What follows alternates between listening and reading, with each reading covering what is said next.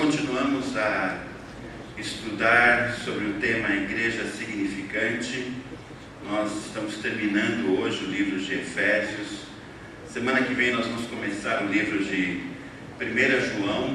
1 João também se passa na cidade de Éfeso. O João estava lá. O Andrezinho vai fazer a primeira pregação sobre esse tema. E eu tenho crescido muito. Eu espero que os irmãos estejam crescendo e sendo abençoados também, né?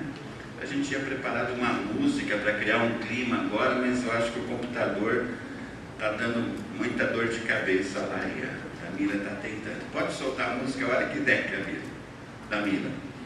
Bom, essa imagem aqui, ela me inspirou a semana inteira. Foi feita pela nossa irmã Sara, pela True Tigers lá. E aí a música, estou sentindo o clima, irmãos. Uma batalha romana. Você não tem ideia de como a cada dia essa música deveria ser o seu tema, para te lembrar que estamos em guerra. Eu fico arrepiado com isso. Nós estamos debaixo de uma luta ferrenha e às vezes não percebemos o tamanho do inimigo. Abra sua Bíblia em Efésios capítulo 6, versos 10 a 24. A música vai ficar de fundo aí. Efésios 6, de 10 a 24.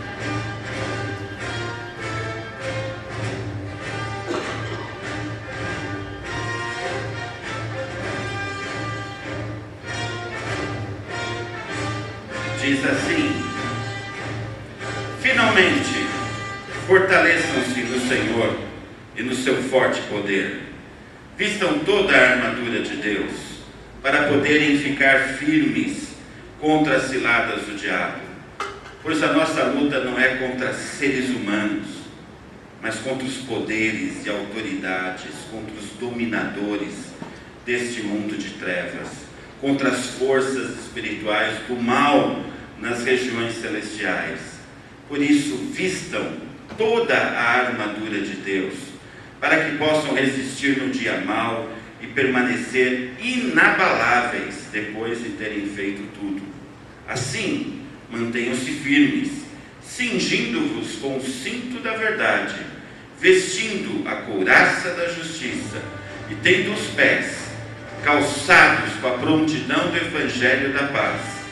Além disso, usem o escudo da fé, com o qual vocês poderão apagar todas as setas inflamadas do maligno. Usem o capacete da salvação e a espada do Espírito, que é a palavra de Deus. Orem no Espírito em todas as ocasiões, com todas oração e súplica. Tendo isso em mente, estejam atentos e perseverem na oração por todos os santos. Orem também por mim, para que quando eu falar, seja-me dada a mensagem a fim de que destemidamente torne conhecido o mistério do Evangelho, pelo qual sou embaixador preso em correntes. Orem para que, permanecendo nele, eu fale com coragem, como me cumpre fazer.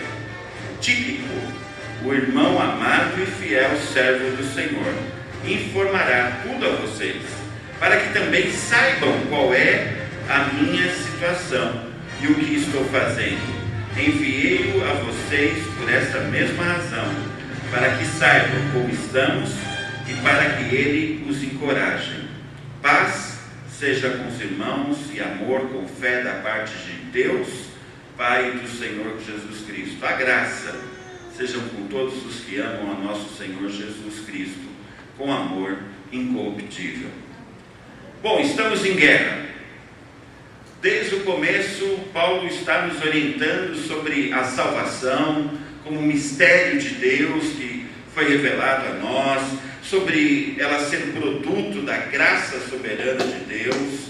E por outro lado, Paulo também nos falou, principalmente a partir do capítulo 4, da recompensa prometida ao esforço humano, que é resultado do primeiro. A graça age e você é motivado a agir, a reagir, a buscar uma vida santa, né? Então junta-se a graça e a sua reação, que também é fruto da graça. Vocês estão entendendo isso? A graça começa e mantém tudo, mas a graça que começa, ela nos faz fazer alguma coisa, né? Vocês lembram? Cuidado com a nossa língua, cuidado com relacionamentos, etc, etc.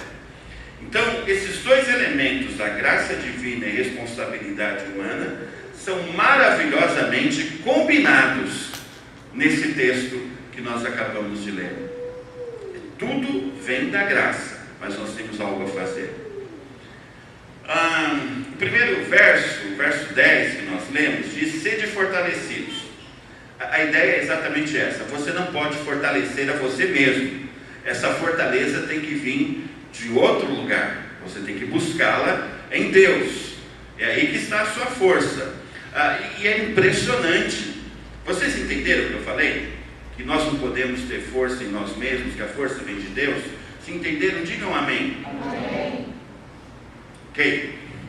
Vocês entenderam. Mas por que durante a semana a gente não faz isso? Por que durante a semana os problemas acontecem a nível emocional, espiritual, profissional, familiar, e a gente acha que a gente vai dar jeito? O irmão, ele estava conversando com o irmão essa semana, ele estava falando de alguns problemas, eu disse para ele assim: não, irmão, não se preocupe, a gente vai conversar, a gente vai dar um jeito, vou conversar com a sua esposa, a gente vai fazer uma reunião e vai melhorar as coisas e tal. E todo entusiasmado, dizendo que eu estava disposto a ajudar. Quando passou um pouquinho daquela ligação, Deus falou assim: que bom, eu não preciso nem ir junto, né? Já que você vai resolver o problema, né? Resolva sozinho. Eu falei: não, preciso ligar de novo para esse irmão, não consegui ligar ainda. Dizer para ele assim: olha, Deus vai nos ajudar a resolver esse problema. Amanhã você vai estar no seu trabalho e vai acontecer um problema, não vai? Não acontece sempre, né? O que você vai fazer? Vai dizer: eu resolvo? Ou você vai colocar isso em prática? Sede fortalecidos no Senhor, né? Receber poder constantemente. Essa é a ideia do texto no grego. É algo contínuo que a gente tem que receber. A irmã Helenice andou viajando por esse Brasil todo aí, dirigindo para cá e para colar, mas ela fez uma coisa que nós não costumamos fazer: ela pediu oração. Ela estava numa cidade, indo para outra, ela pedia oração. Eu achei uma coisa tão bonita. Eu orei pela irmã em todo esse processo, e sei que muitos irmãos oraram, mas os irmãos entendem que é assim que funciona, né? A gente tem necessidade, a gente tem que pedir ajuda, tem que pedir intervenção de Deus, porque é Ele quem tem poder para nos dar. No verso 11 acrescenta uma outra coisa: além de poder, nós precisamos de conhecimento. O texto fala para a gente vestir por cima, revestir-vos, né? Vestir por cima da roupa que a gente está, a armadura de Deus. O cristão tem que conhecer seu equipamento de guerra. E a ideia do texto é que é toda a armadura. Você não pode esquecer nenhum pedaço dela, porque esse pedaço, essa parte da armadura, se não for usada por você, ela vai dar uma brecha para o diabo te acertar direitinho. Ele tem muitos anos de experiência, você concorda com isso? Então, ele conhece cada detalhe, né? Ele sabe a cor que o Anderson gosta. Adriana, você sabe a cor que o Anderson gosta? A irmã não sabe. Sabe? Então tá bom. O prato predileto dele? Qual é? Pode falar. Lasanha. Anderson, vou levar você para comer uma lasanha, tá bom? Mas só que o de berinjela nem morto. Só que o diabo conhece coisas do Anderson que a família não conhece, porque nem ele às vezes percebe. O diabo, ele tem um serviço de informações altamente equipado, que sabe os detalhes de nossa vida desde o nosso nascimento. Então, se você deixar uma parte da armadura faltando, ele vai saber. E ele vai agir exatamente aí. Então, você pensa que está pronto para a batalha, mas na verdade está dando uma brecha para ele te acertar. Vistam toda a armadura. Equipamento incompleto nos deixa vulnerável. Bom, o diabo é o chefe geral de todos os anjos que o acompanharam na sua rebelião contra Deus. A Bíblia o chama príncipe desse mundo, o Deus desse século, o grande dragão, a antiga serpente. Ele é o principal inimigo do crente nessa batalha. Ele combate pessoalmente, ele comanda os espíritos sobre o seu comando, os espíritos maus, e ele quer atacar você com todas as forças. Paulo experimentou isso em todo o seu ministério. Paulo em todo o tempo teve lutas espirituais e lidou com isso, e a gente também sabe por experiência que o mal continua ativo, não é verdade? Cada dia, cada semana a gente experimenta isso. Ele está ativo e operante nos dias de hoje. É importante conhecer o inimigo. Eu queria dizer, é importante conhecer o inimigo a partir da Bíblia. Existem livros aí que dizem que vão dizer tudo sobre Satanás, sobre bruxaria, sobre isso. Gente, não acreditem em livros. A palavra de Deus é palavra de Deus, o resto é palavra humana. Então, você quer aprender de Satanás? Você encontra bagagem para isso, informação para isso na Bíblia. E esse é o nosso ponto de referência. E ali a gente vai ficar sabendo das suas estratégias, dos seus métodos artificiosos, dos seus meios de engano. Ele usa ciladas perigosas que surgem com ares de inocência. Sabe o que é interessante? O diabo, ele é esperto. Se ele mandar uma proposta indecente para qualquer um de nós, a gente vai dizer, não, em nome de Jesus, sai daqui. Né? Celso, quer roubar $1 milhão de um banco? Ô Celso. Não quer, Celso, não quer. Ok. Você vai dizer, não, em nome de Jesus, não tenho nada a ver com isso, não sou criminoso, né?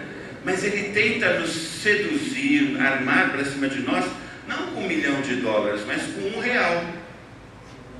Quem rouba R$1 depois é convencido a roubar 5, e aí por diante, né? Aí, não tem problema eu fraudar o imposto de renda, não tem problema eu enganar, eu fazer um suborno, não tem problema, e não tem problema, e não tem problema. E quando você vai ver, você está inteiramente emaranhado na ação do inimigo. Sempre começa com ares de surpresa, mas coisas que são preparadas para... sempre começa com ares de inocência, mas são preparadas para nos pegar de surpresa, aquele cristão desprevenido em todas as áreas.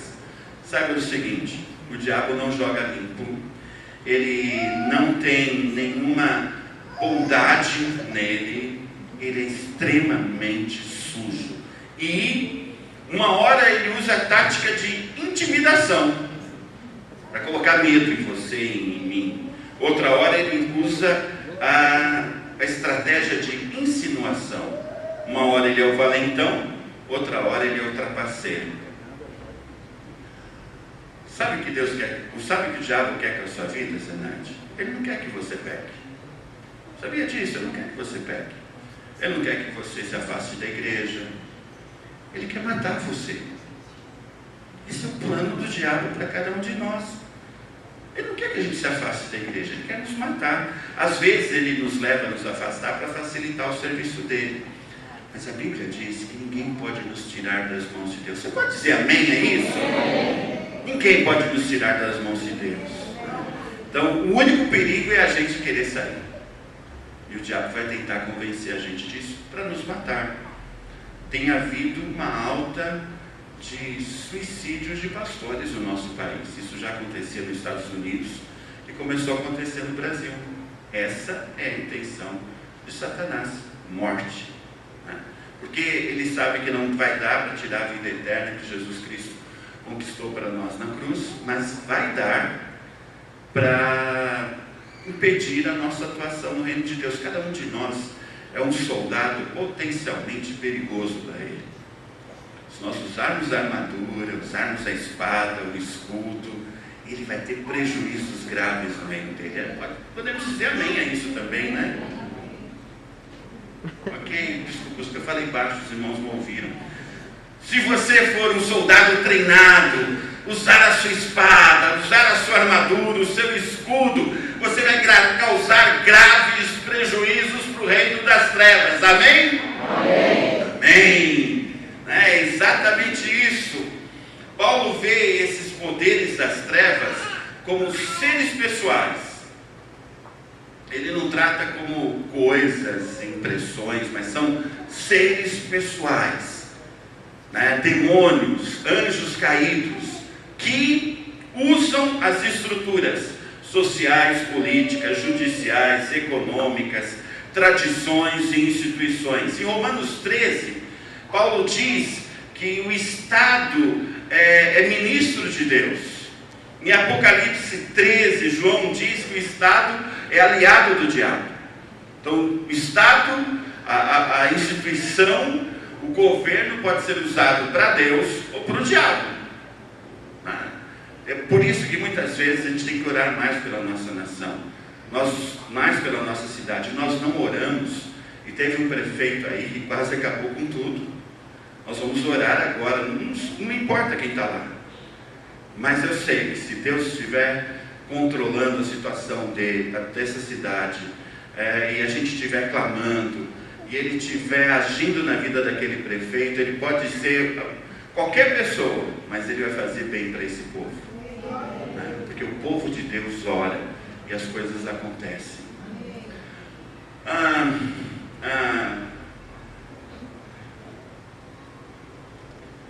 Nós temos que ficar atentos.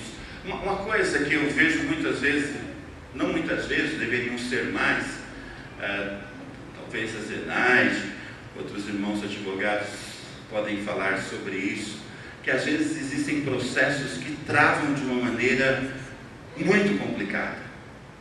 E só na base da oração a gente consegue destravar isso. Não encare, às vezes o diabo age assim, segura a sua aposentadoria, segura o processo que é favorável a você, segura o emprego que Deus quer te dar, e a gente aceita. Não, tudo bem, são coisas da vida. Um dia vai dar certo. Por que não orar? Por que não pedir para a igreja orar? Muitas dessas coisas podem ser destravadas, e vão ser, no nome de Jesus. Os soldados nas organizações militares são treinados para a guerra, para a defesa e para o ataque. Isso ocorre no plano espiritual também. A igreja é onde o soldado de Cristo é preparado e capacitado para a batalha espiritual. Nós temos treinamento aqui. Temos treinamento na escola bíblica, nos cultos, nos grupos pequenos. Nós temos treinamento nos ministérios. Não é capacitação intelectual apenas, mas espiritual, através da palavra. Isso nos habilita para o combate. O nosso campo de batalha é espiritual. Não se limita a nenhuma área geográfica. Você pode sair daqui e ir morar no Canadá, você pode ir morar no Cazaquistão, e você vai ter as mesmas batalhas, porque onde existe um cristão, existe também uma luta espiritual. Qualquer lugar onde o reino de Deus esteja, não é luta humana de homens contra homens, mas é luta espiritual. Às vezes a gente fica com raiva de uma pessoa, quando a gente deveria orar por ela, porque ela está sob a ação do inimigo. Então nós temos que repreender essa ação, porque é contra demônios muito experimentados que nós temos lutado. Demônios capacitados. A palavra luta que Paulo usa é aquela luta romana, luta greco-romana que tem nas Olimpíadas, né? Que os dois homens ficam se agarrando, enrolando lá no chão. Paulo está dizendo o seguinte: o demônio está lutando contra a gente desse jeito. Imagina que desagradável, um demônio agarrado na gente, enrolando no chão. Consegue pensar nisso, Larissa? É meio ruim, né? Mas é uma batalha sim, é pessoal. Então não é a batalha do pastor, não é a batalha da igreja batista, Não é a batalha dos outros, é a batalha que o demônio vai pular em cima de mim e a gente vai rolar no chão. Esse é o tipo de batalha. É o que Paulo diz. O lugar de combate. No verso 12 diz que são lugares celestiais. Eu achei isso muito interessante. A batalha é espiritual. Só quem é espiritual consegue entender e lutar nessa batalha. O diabo vai usar todos os tipos e níveis de anjo que estão sob o seu comando. São esses anjos que trazem trevas para a nossa sociedade. Em Efésios 1:3 e 2:6, Paulo fala sobre os lugares celestiais. São os lugares onde nós estamos em Cristo.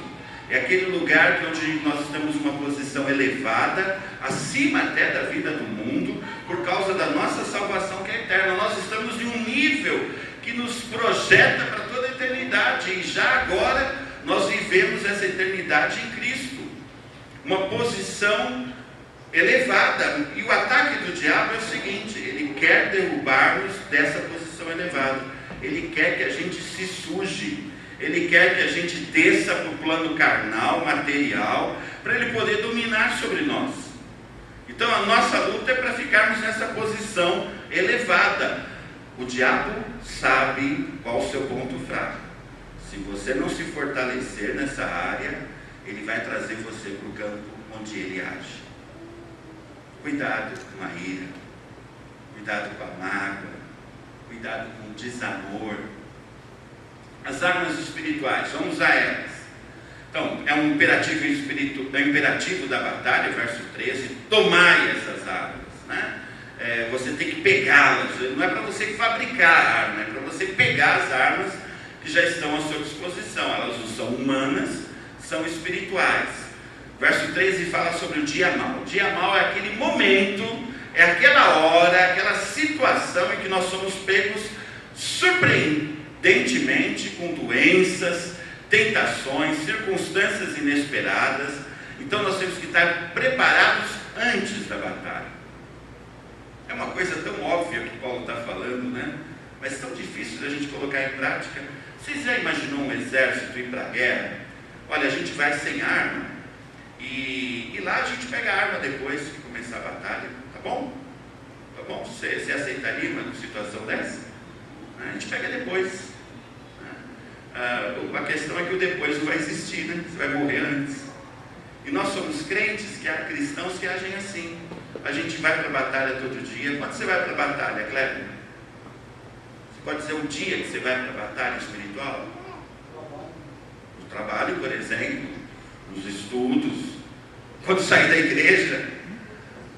Nós vamos para a batalha e não levamos as nossas armas. A gente apanha.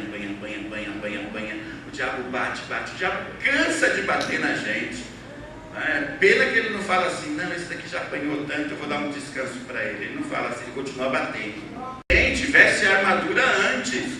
A gente vai falar da armadura agora. Então quando você for falando, vai vestindo, viu, Tiago? Viu? Entendeu? Qual é a primeira parte da armadura que eu falei? Eu não falei aí. Desculpa a pegadinha, Tiago. Ok. O adversário é perigoso, nós não podemos nos descuidar. Prestem atenção agora. Você tem que estar firme, estar pronto para qualquer ataque do inimigo. Paulo se inspirou nas armas militares romanas, né? São figuras de armas espirituais, são armas que envolvem o corpo todo. Primeiro, o cinto da verdade. É a peça que prende as roupas no corpo, na cintura, para deixar livre as pernas dos soldados, né?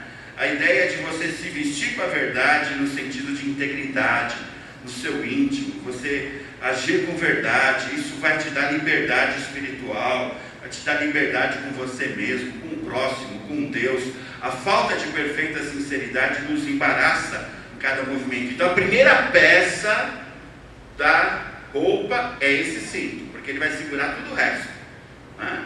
Então usem esse cinto da verdade. Era um cinto transversal.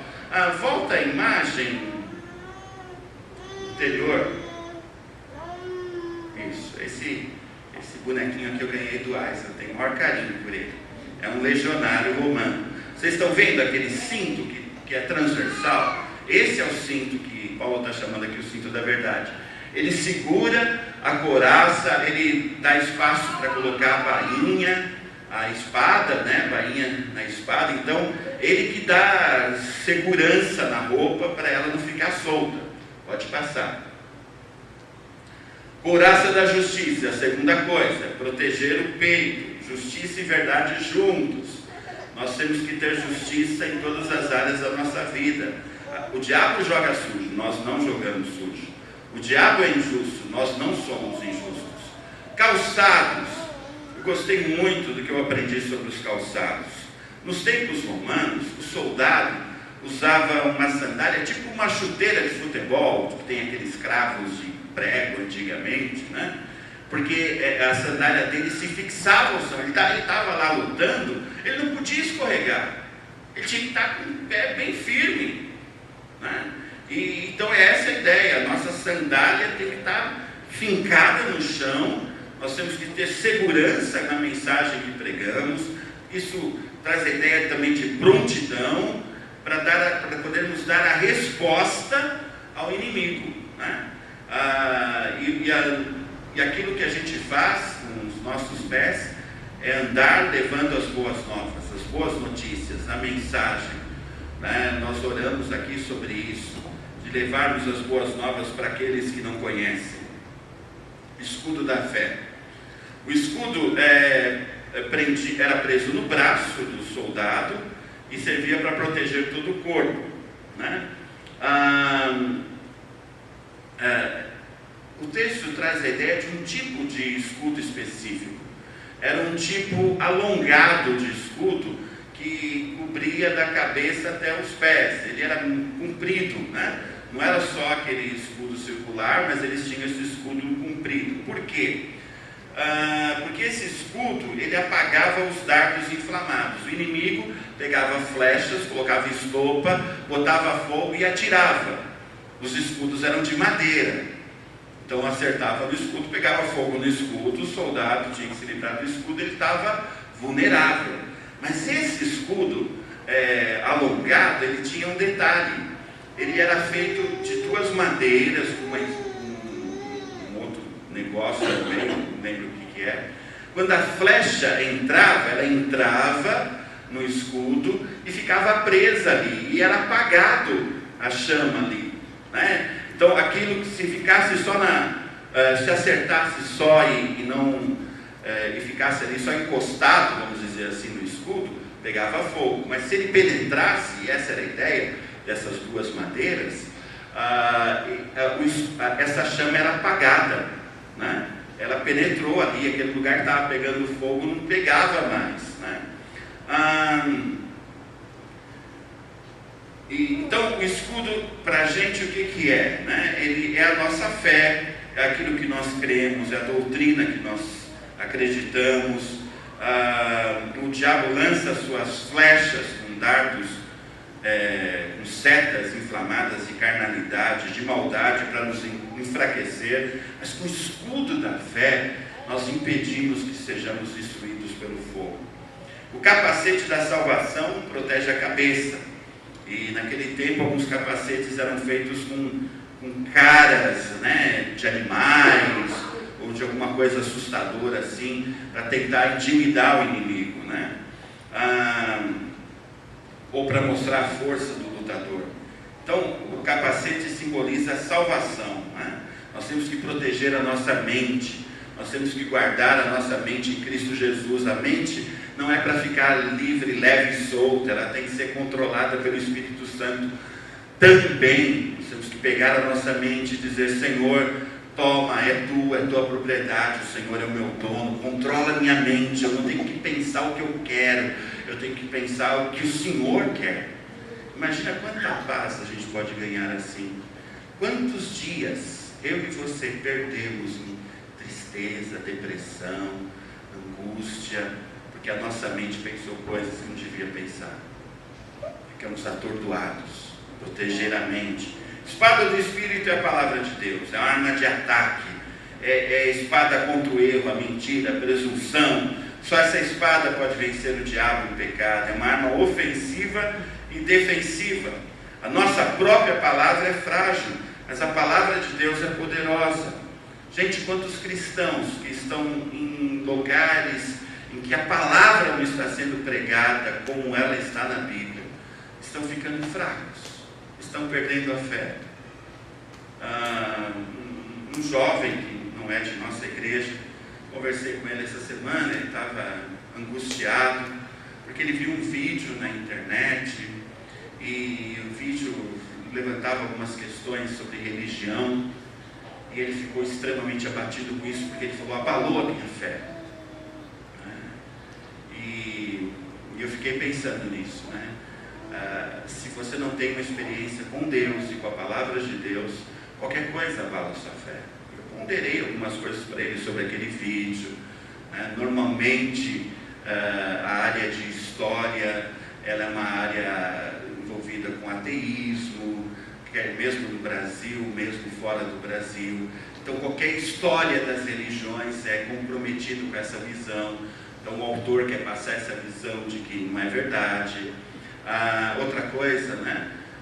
Se a gente olhar profundamente para a nossa fé, nós chegamos à conclusão de que nós não somos religiosos.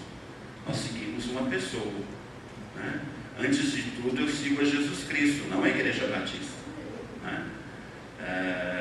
Certo, bom ou mal, a Igreja Batista nunca salvou ninguém. Jesus Cristo salva. Amém? Ele salvou você? Amém. Então, se fortaleça na palavra, para usar a palavra, para não cair nesse tipo de armadilha.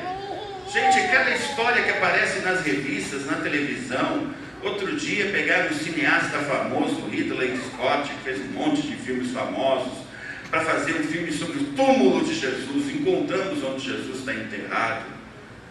2 anos depois eles vieram à frente dizer que não era bem assim, eles não sabiam se era o túmulo de Jesus, achavam até que não era, o túmulo não era do 1º século, era do 2º, mas na hora da propaganda eles divulgaram, na hora da retratação foi assim naquela nota de jornal lá embaixo, quase ninguém enxerga, letrinha pequena, para dizer assim, olha, nós erramos, falha a nós. Isso é tão comum, tão comum. Provisão na batalha, estou caminhando para o fim. Versos 18 e 19. Orando em todo o tempo. Orando está no gerúndio, é questão de continuidade. Você tem que orar quando veste a armadura, você tem que orar quando usa a espada, você tem que orar em todo momento. O versículo 18 diz, orando em todo o tempo, toda oração, toda perseverança, todos os santos. São 4 todos, né? É uma oração constante. O soldado está conectado com o comandante. Naquela época, essa conexão era complicada, porque o soldado estava na batalha e o comandante estava distante. Mas agora, os últimos equipamentos militares, o soldado que está lá no campo de ação, ele tem um fone de ouvido e um microfone que ele fala direto com o seu comandante, né? Qual é o seu... Você já comprou esse fone de ouvido para falar direto com o seu comandante? Já comprou isso? Qual é? Pois é, orando em todo o tempo. O seu comandante vai te orientando o que você deve fazer, né? Aonde atacar, aonde o inimigo está mais frágil. A maior falha da vida cristã é que nós oramos só nas grandes crises. Então, olha, tem uma boa notícia para você. Deus vai resolver os seus problemas, amém? Tem 2 maneiras. Se você começar a orar agora, Ele resolve e você não sofre tanto. Ou então, você vai orar quando a coisa estiver tremenda, cheia de doença, de luta, de angústia, você arrebentado no chão, mas você vai orar e Deus vai agir também, porque Ele é um Deus de amor. Você escolhe. Quer orar agora? Quer usar a sua armadura agora? Quer se colocar em oração? Você vai ser protegido. O ataque não vai surtir efeito. Ou então você espera, você vai orar de qualquer jeito, né? Com toda oração e súplica, todos os tipos de oração. Súplica é petição, aquela oração humilde. Nós temos necessidade, Deus é um Deus grande. É uma oração que tem que ser intensa, não pode ser sonolenta. Sabe, aquele negócio de orar às 11h30 da noite, deitado na cama, cobertinho, tal, e começa, Senhor meu Deus, e termina com bom dia, Senhor, acabei de acordar. Você já deve ter feito uma oração dessa, né? Não é essa a oração, não pode ser uma oração sonolenta, mas sim perseverante, concentrado. Nós estamos em uma batalha. Se o seu casamento está bem hoje, então ore para que ele continue bem, porque eu tenho certeza que o diabo quer destruir o seu casamento. Você tem alguma dúvida? Então preserve o seu casamento. Se o seu relacionamento com os seus filhos está muito bom hoje, ore por isso. Ore pelos seus filhos, interceda. Você que tem criancinha de 2 anos, comece a orar pelo casamento dele. O Marvin quis pegar o microfone ali no fundo, e depois ele não queria muito me devolver o microfone. Eu dei o microfone para ele, ele não queria devolver, daí ele devolveu, né? Daí a Susan e o Marcos brincaram dizendo, olha, um dia você não vai querer pegar esse microfone, é muita responsabilidade. Daí eu brinquei com ela assim, falei assim, será que não é uma profecia? Que um dia ele vai ser pastor, missionário? Daí a Susan respondeu dizendo assim, já vou perder o sono essa noite. Então perca o sono e ore pelo seu filho. Ore pelos estudos dele. Ele vai estudar em lugares cheios de pessoas sem Cristo. Ele vai fazer faculdade em uma instituição que não crê em nada, a não ser no conhecimento. Ele vai lidar com pessoas de todos os tipos. Com quem ele vai casar, ore por isso. Por todos os santos, nós precisamos orar mais uns pelos outros. Você tem orado bastante por você, que bom. Ore pela sua família também, ótimo, excelente. Mas o plano de Deus é que você ore pelos outros. Você já teve essa experiência de estar orando por um problema seu e não resolve? Aí chega uma pessoa, pede para você orar, você resolve, você ora e é resolvido meia hora depois. Aí você fala assim, pô, Senhor, não vale. Aí eu oro pelo outro, o Senhor responde, eu oro por mim, o Senhor trata assim. Então faz o seguinte, pega os seus problemas, chama um irmão e fala assim, ora por mim que eu oro por você. Lembra, a gente trocou até o cálice, eu estou orando pela missa esse mês. Cada um está orando por alguém. Ore, interceda. Deus vai agir na vida da pessoa e aquela pessoa vai interceder por você, ele vai agir na sua vida também. E orar até porque a gente não conhece, pelos que estão no campo missionário, pela igreja perseguida. E Paulo faz uma coisa muito interessante, ele pede oração por ele mesmo. Gente, é o apóstolo Paulo. Sabe quem é o apóstolo Paulo? É o cara que ora e milagre acontece. Ele é picado por serpente, ele foi apedrejado, morreu, mas não morreu, continuou vivo. Outro dia um cara caiu de uma janela de um lugar alto, estava lá morto, ele foi lá, orou, o cara ressuscitou. Gente, esse é Paulo. Esse é Paulo. Ele enfrentou tudo por causa do reino de Deus. Ele tinha contato direto com Deus. Ele teve uma visão em que ele estava lá no céu. Esse é Paulo. Sabe o que Paulo fez? Ele chegou para o pessoal de Éfeso e região, pediu, orem por mim. Eu preciso de oração para ter firmeza na proclamação da palavra. Eu sou embaixador de Jesus aqui nas cadeias. Eu preciso pregar a palavra para esses soldados. Eu preciso pregar a palavra para quem eu puder. Eu preciso de forças contra o mal, renovo espiritual. Eu preciso de intercessão. Agora, Nathan, essa semana você vai ter problema. Se Paulo pediu ajuda, o que você vai fazer? Pedir também. É simples. Se você não pedir, é porque você é orgulhoso e vai sofrer por causa disso. Tá? E nós temos dificuldade de pedir. Não é verdade? Mas nós precisamos de ajuda dos nossos irmãos em oração.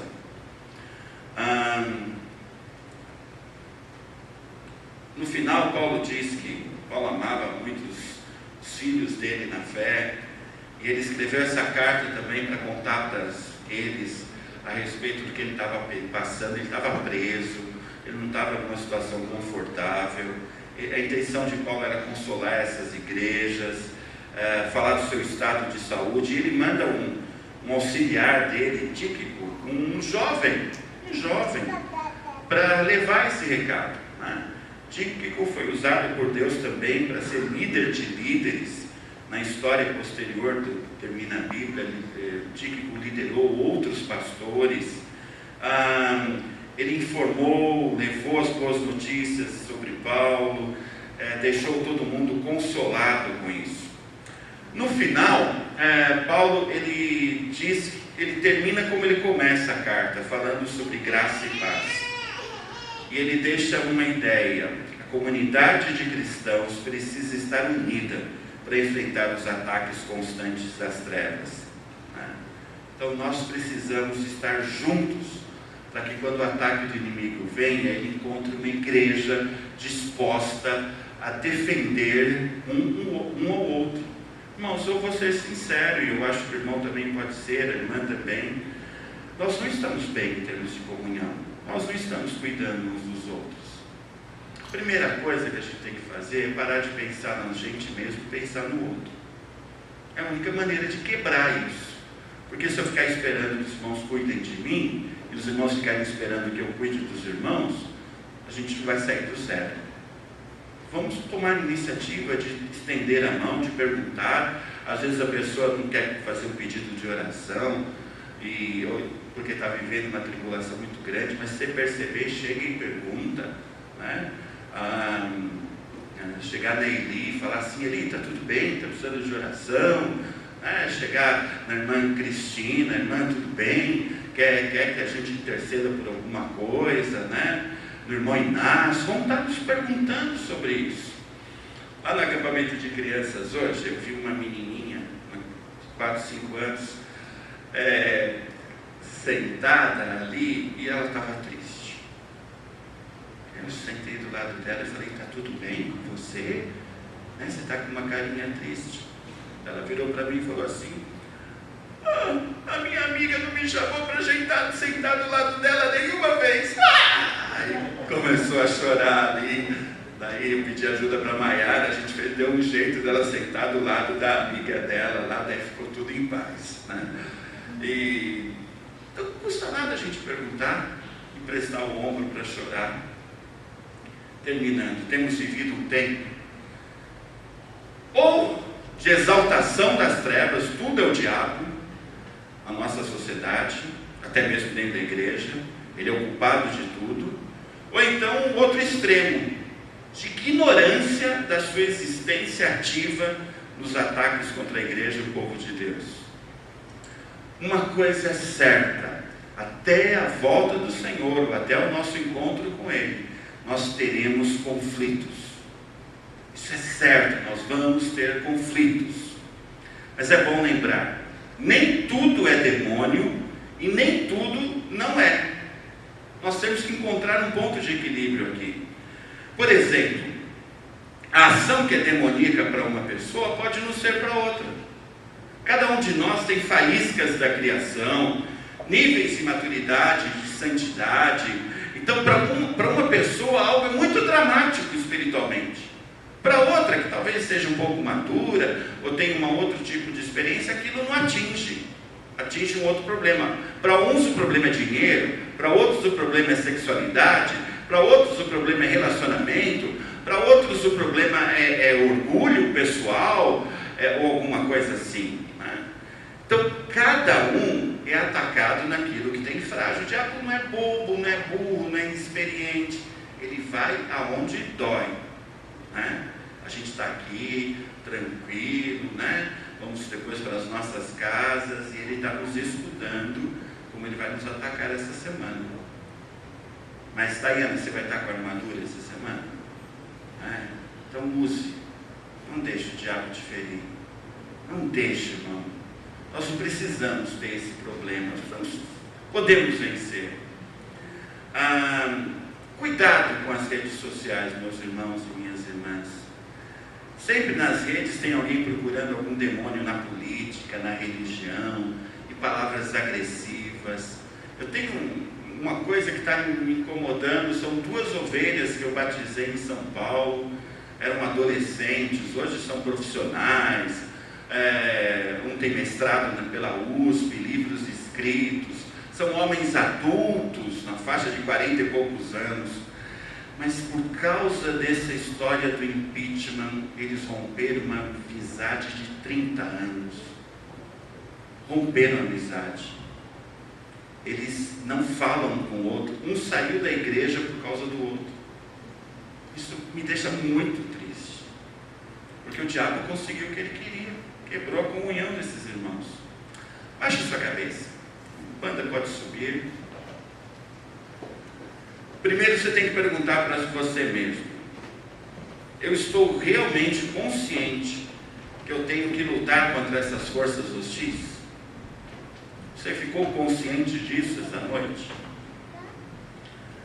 E outra coisa, você está vivendo um tipo de vida que te capacita para entrar nesse conflito? Você já se revestiu da couraça da justiça, do cinturão da verdade, a espada, o escudo e tudo mais? Então se prepare, não saia daqui desprevenido. Eu vou deixar para você 1 minuto para você estar orando e pedindo esse revestimento. E logo em seguida o grupo de louvor vai estar nos dirigindo em mais 2 louvores e encerrando o culto dessa noite.